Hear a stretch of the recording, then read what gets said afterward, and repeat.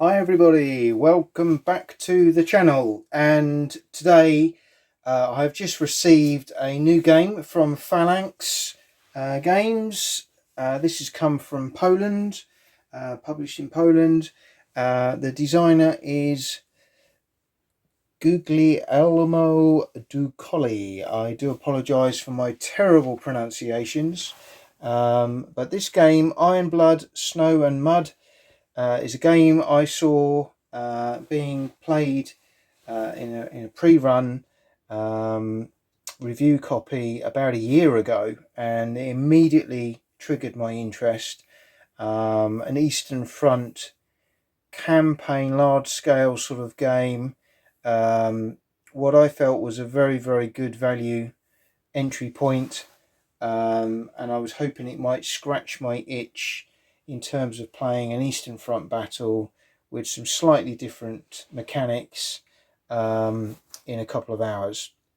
So I haven't had a chance to look in the box as yet. I've literally just taken off the wrap purely so that we don't get too much glare on the camera as I'm recording this in the evening. I've just got home from work. But I wanted to share this with you as soon as I've got it out of the box. So you can see here it's ideally age 14 plus. Nice artwork all the way around. On the back here you can see this is Barbarossa, and it's an introductory level Eastern Front game. It's got depth and replayability, innovative mechanics, standout art and components, and it should take an hour to an hour and a half for 2 players, and that was one of the things that attracted it to me. Along with it got some good recommendations from David Thompson of Undaunted and many other games fame. I love David Thompson's games, and if he says a game is good, then I'm sure it's worth a look. Hence, I made my investment, and it's just been released in the last few days to the UK.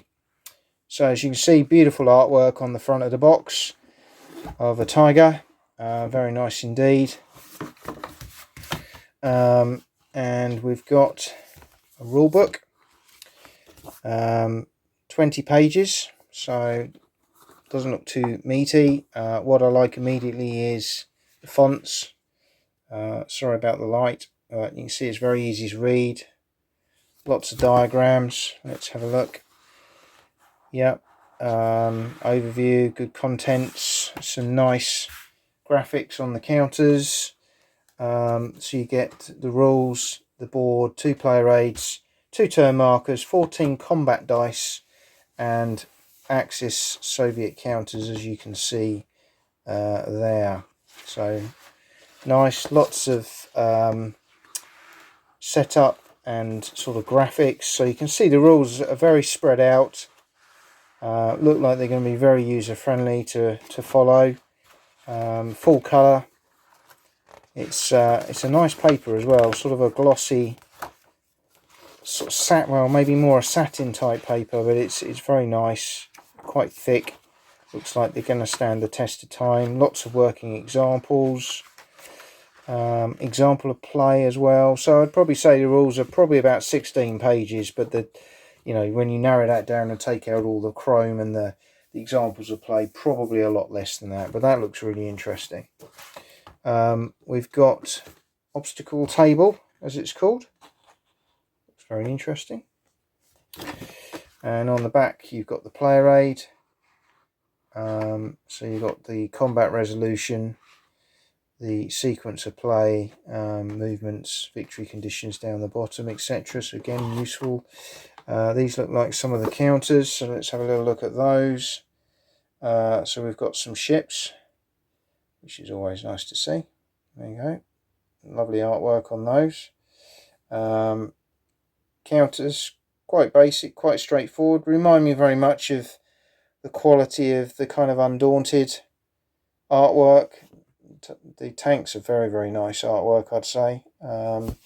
Some good detail on there, and you've got the backs of those counters as well.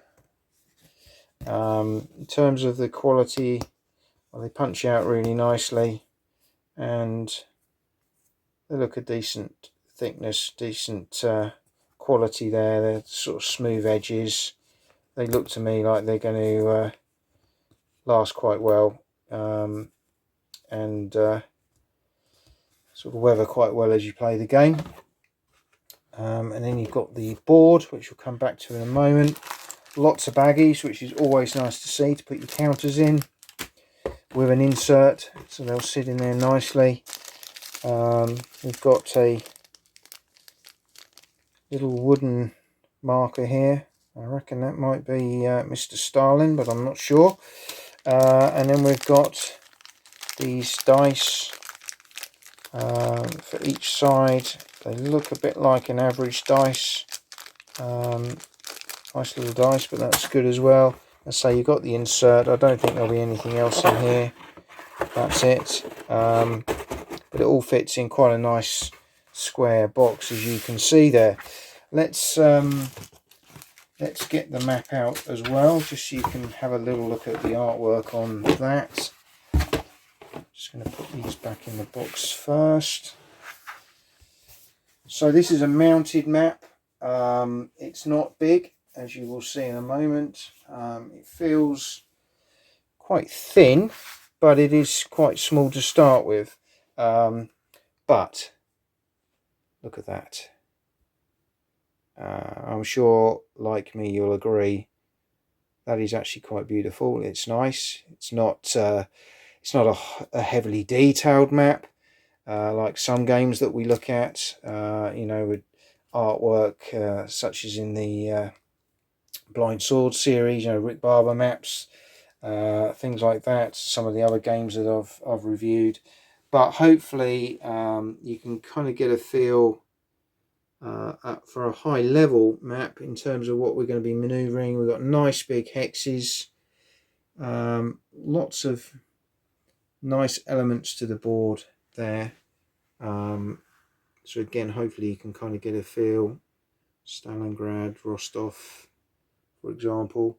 And then you've got these markers along the bottom of the board, and likewise at the top as you're going through the years. So it looks like you might be playing through the whole of the war as far as this part of the world is concerned. But yeah, that's the map, and I've got to say it looks very nice. I'm not expecting anything too detailed.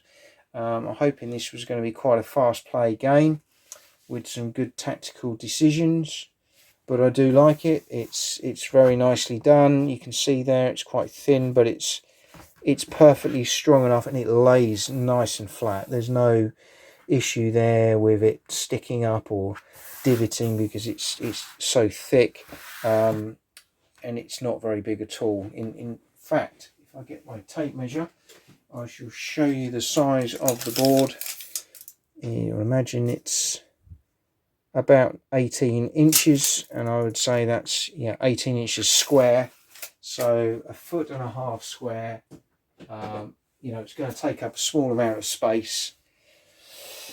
If you fancy playing an Eastern Front game with a small footprint in an hour to an hour and a half, probably for me more likely 2 hours, with a pal, then maybe Iron Blood, Snow&Mud may be one to look at from Phalanx. As I say, nice, good quality components for a game that they're only charging somewhere around €25 for, I believe.